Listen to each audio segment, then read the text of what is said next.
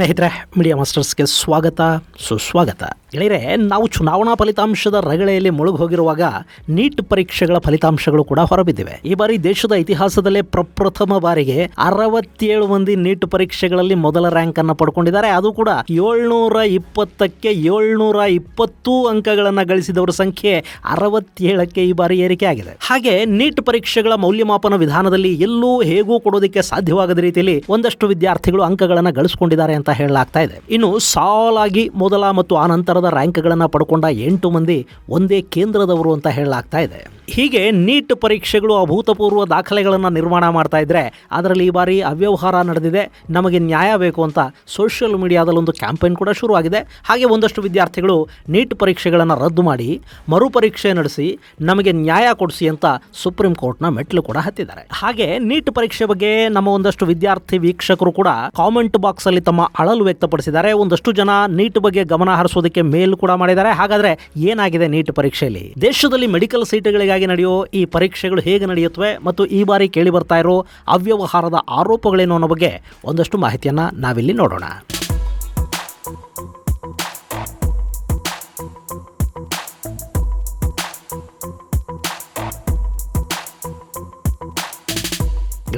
ಇವತ್ತು second PUC ಕಲಿತ ಮೊದಲ ಬೆಂಚ್ ವಿದ್ಯಾರ್ಥಿಗಳನ್ನ ಹಾಗೆ ಖಾಸಗಿ ಕಾಲೇಜುಗಳಲ್ಲಿ ಮಕ್ಕಳನ್ನ ಸೇರಿಸುವ ಅವರ ಪೋಷಕರನ್ನ ಯಾರನ್ನ ಬೇಕಾದ್ರೂ ಮಾತಾಡ್ಸಿ ನೋಡಿ, ಮಗ ಇಂಜಿನಿಯರ್ ಆಗಬೇಕು ಅಥವಾ ಡಾಕ್ಟರ್ ಆಗಬೇಕು ಅಂತ ಹೇಳ್ತಾರೆ. ಅದಕ್ಕಾಗಿ ನೀಟ್, CET ಮುಂತಾದ ಕೋಚಿಂಗ್ ಸೆಂಟರ್ಗಳಿಗೆ ಮಕ್ಕಳನ್ನು ಕಳುಹಿಸ್ತಾ ಇರ್ತಾರೆ. ಇತ್ತೀಚೆಗೆ ಈ ಕೋಚಿಂಗ್ ಸೆಂಟರ್ಗಳು ದಿನಪತ್ರಿಕೆಗಳಲ್ಲಿ ಕೂಡ 3-4 ಪುಟದ ಆಡ್ಗಳನ್ನ ನೋಡ್ತಾ ಇದ್ರೆ ಈ ನೀಟ್ ಕೋಚಿಂಗ್ ಅನ್ನೋದು ಎಂಥ ದೊಡ್ಡ ಉದ್ಯಮ ಅನ್ನೋದು ನಿಮಗೆ ಅರ್ಥ ಆಗಿರಬೇಕು. ಇನ್ನು ಕೆಲ ಶಾಲಾ ಕಾಲೇಜುಗಳಲ್ಲಿ ನೀಟ್, CET ಮುಂತಾದ ಕಾಂಪಿಟೇಟಿವ್ ಪರೀಕ್ಷೆಗಳಿಗೆ ನಿಮ್ಮ ಮಕ್ಕಳನ್ನ 8ನೇ ಕ್ಲಾಸಿಂದಲೇ ರೆಡಿ ಮಾಡ್ತೀವಿ ಅಂತ ಹೇಳೋ ಸ್ಕೂಲುಗಳು ಕೂಡ ನಮ್ಮಲ್ಲಿವೆ. ಇದು ನೀಟ್ ಪರೀಕ್ಷೆಗಳ ಬಗ್ಗೆ ಮತ್ತು ಡಾಕ್ಟರ್ ಆಗಬೇಕು ಅಂದ್ಕೊಳ್ಳೋ ಮಕ್ಕಳು ಹಾಗೂ ಅವರ ಪೋಷಕರ ಮನಸ್ಥಿತಿಗೆ ಹಿಡಿದು ಕನ್ನಡಿ. ಅದೊಂದು ಕಡೆ ಇರಲಿ. ಇಲ್ಲಿ ಈ ಬಾರಿ ಅಂದ್ರೆ 2024ರ ನೀಟ್ ಪರೀಕ್ಷೆಗಳು ಮೇ 5ನೇ ತಾರೀಕು ನಡೆದು. ಗೆಳೆಯರೆ, ಇಲ್ಲಿ ಎಲ್ಲರಿಗೂ ಅರ್ಥ ಆಗಲಿ ಅನ್ನೋ ಕಾರಣಕ್ಕೆ ಸ್ವಲ್ಪ ಎಲಾಬೊರೇಟ್ ಮಾಡಿ ಹೇಳ್ತೀನಿ. ನೀಟ್ UG ಅಂದ್ರೆ national eligibility come entrance test under graduates ಅಂತ. ಯಾರು MBBS, BAMS ಸೇರಿದ ಹಾಗೆ ವೈದ್ಯಕೀಯ ವೃತ್ತಿಗೆ ಸಂಬಂಧಪಟ್ಟ ಕೋರ್ಸುಗಳನ್ನ ಮಾಡಬೇಕು ಅಂದ್ಕೋತಾರೋ ಅವರು ನೀಟ್ ಪರೀಕ್ಷೆಗಳಲ್ಲಿ ಪಾಸ್ ಆಗೋ ಮೂಲಕ ಅರ್ಹತೆಯನ್ನು ಪಡ್ಕೋಬೇಕು.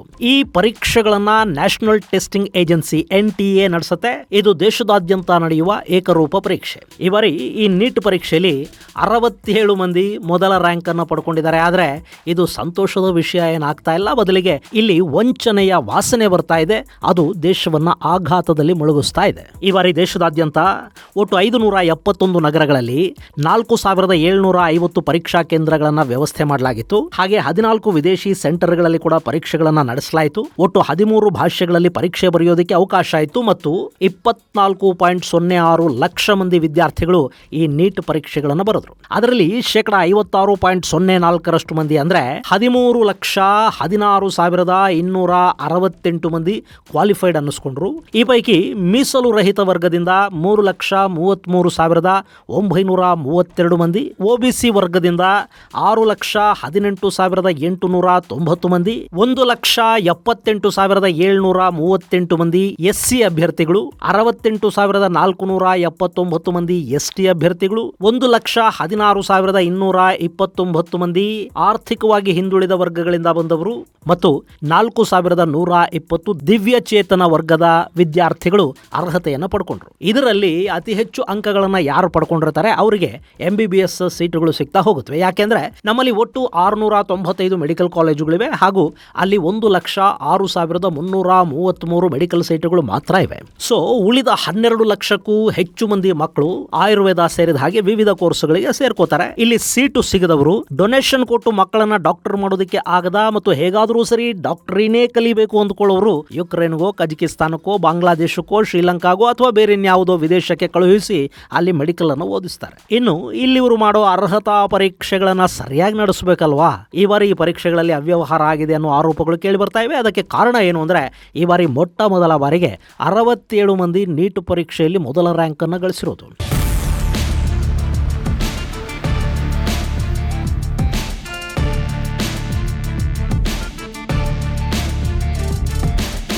ಗೆಳೆಯರೆ, ಈ 67 ಮಂದಿ 720ಕ್ಕೆ 720 ಅಂಕಗಳನ್ನು ಗಳಿಸಿದ್ದಾರೆ. ಹಾಗೆ ಕೆಲವರಿಗೆ 719, 718 ಅಂಕಗಳು ಕೂಡ ಬಂದಿವೆ.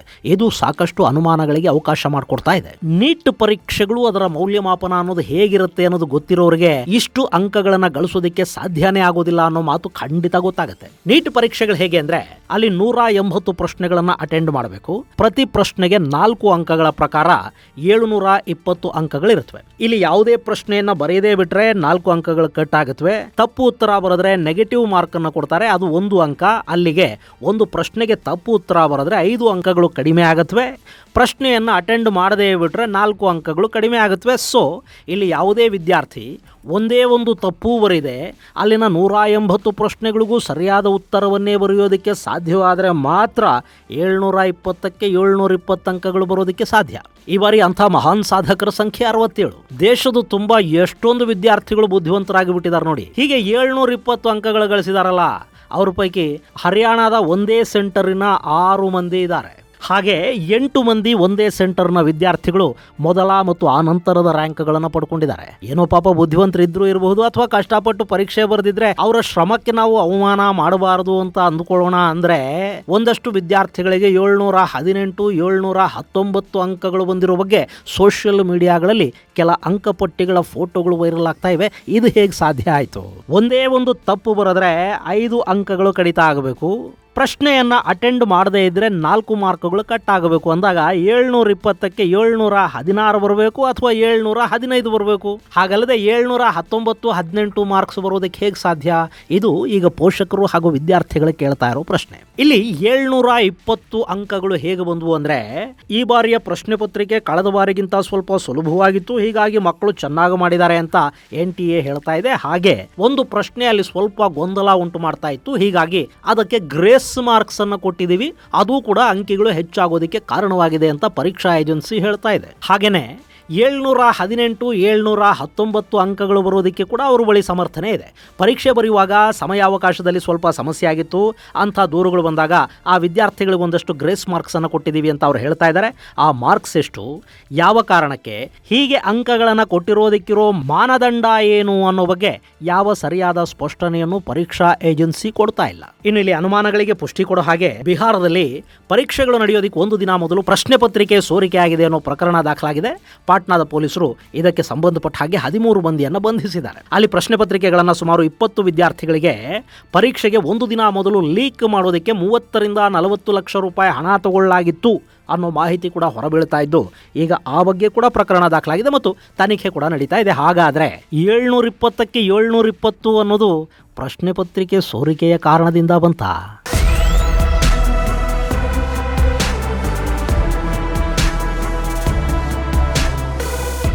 ಇನ್ನು ಈ ಪರೀಕ್ಷೆಯಲ್ಲಿ ಅವ್ಯವಹಾರ ಆಗಿದೆ ಅಂತ ಈಗಾಗಲೇ ಶಿವಾಂಗಿ ಮಿಶ್ರಾ ಮತ್ತಿತರರು ಸುಪ್ರೀಂ ಕೋರ್ಟ್ನ ಮೆಟ್ಟಿಲೇರಿದ್ದಾರೆ. ಅವರು ನೀಟ್ ಪರೀಕ್ಷಾ ಫಲಿತಾಂಶ ಪ್ರಕಟಿಸದಂತೆ ನ್ಯಾಷನಲ್ ಟೆಸ್ಟಿಂಗ್ ಏಜೆನ್ಸಿಗೆ ನಿರ್ದೇಶನವನ್ನು ಕೊಡಿ ಅಂತ ನ್ಯಾಯಾಲಯಕ್ಕೆ ಮನವಿ ಮಾಡಿಕೊಂಡಿದ್ರು. ಆದರೆ ಅದು ಸಾಧ್ಯ ಆಗಲಿಲ್ಲ. ಪರೀಕ್ಷಾ ಫಲಿತಾಂಶವನ್ನ NTA ನಿಗದಿತ ಅವಧಿಗಿಂತ ಮೊದಲೇ ಹೊರಹಾಕಿದೆ. ಆದರೆ ಸುಪ್ರೀಂ ಕೋರ್ಟ್ ಈ ಪ್ರಕರಣದ ವಿಚಾರಣೆ ನಡೆಸೋದಾಗಿ ಹೇಳಿದೆ. ಇನ್ನು NTA ಮರುಪರೀಕ್ಷೆ ನಡೆಸೋ ಮೂಡಲ್ಲೂ ಇಲ್ಲ, ಅವರು ಎಲ್ಲ ಸರಿ ಇದೆ ಅಂತಲೇ ಹೇಳ್ತಾ ಇದ್ದಾರೆ. ಹಾಗಾದ್ರೆ ಬಿಹಾರದಲ್ಲಿ ಪೊಲೀಸರು ಬಂಧಿಸಿರೋದು ಮತ್ತು ಅಲ್ಲಿ ಪ್ರಶ್ನೆ ಪತ್ರಿಕೆಗಳು 30 ರಿಂದ 40 ಲಕ್ಷ ರೂಪಾಯಿಗಳಿಗೆ ಮಾರಾಟ ಆಗಿವೆ ಅನ್ನೋ ಆರೋಪಗಳು ಇವೆಲ್ಲ ಸುಳ್ಳ?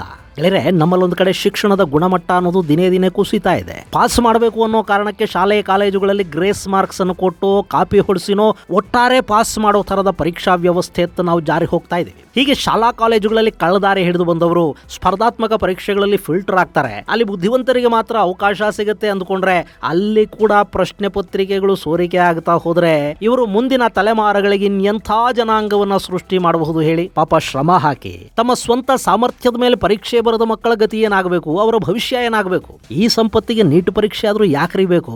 ಇದರ ಬದಲು ಮೆಡಿಕಲ್ ಕಾಲೇಜುಗಳ ಸಂಖ್ಯೆ ಹೆಚ್ಚು ಮಾಡಿ ಮೆಡಿಕಲ್ ಡಿಗ್ರಿಗಳ ಸರ್ಟಿಫಿಕೇಟ್ ಗಳನ್ನು ಕೈಗಿಡ್ತಾ ಹೋಗ್ಬಿಡಬಹುದಲ್ಲ. ಇದು ಮಕ್ಕಳ ಭವಿಷ್ಯದ ಪ್ರಶ್ನೆ, ಲಕ್ಷಾಂತರ ಪೋಷಕರ ಕನಸಿನ ಪ್ರಶ್ನೆ. ಇದು ಇಲ್ಲಿ ಅನ್ಯಾಯ ಆಗಬಾರದು. ಈ ಮಕ್ಕಳಿಗೆ ಖಂಡಿತ ನ್ಯಾಯ ಸಿಗಬೇಕು. ಇದು ಗೆಳೆಯರೆ, ನೀಟ್ ಪರೀಕ್ಷೆಯಲ್ಲಿ ನಡೆದಿದೆ ಅಂತ ಹೇಳಲಾಗ್ತಾ ಇರೋ ಅವ್ಯವಹಾರಕ್ಕೆ ಸಂಬಂಧಪಟ್ಟ ಒಂದಷ್ಟು ಮಾಹಿತಿ. ಮುಂದಿನ ಸಂಚಿಕೆಯಲ್ಲಿ ಮತ್ತಷ್ಟು ವಿಶೇಷಗಳ ಜೊತೆ ಮತ್ತೆ ಭೇಟಿಯಾಗೋಣ. ಅಲ್ಲಿವರೆಗೆ ಜೈ ಹಿಂದ್, ಜೈ ಕರ್ನಾಟಕ.